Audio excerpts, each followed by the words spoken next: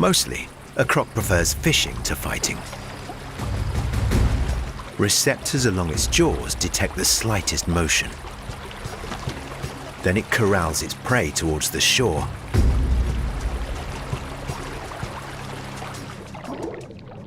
African catfish can reach nearly 2 meters long.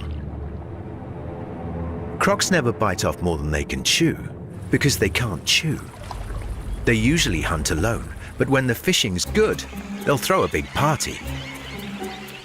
Catered by yellow-billed storks. As the fish flee the wall of bills, the crocs collaborate and snap up the runaways. It's all you can eat. The party becomes a free-for-all, giving the crocodiles something to grin about. The croc's ultimate rule: if you can catch it, you can eat it.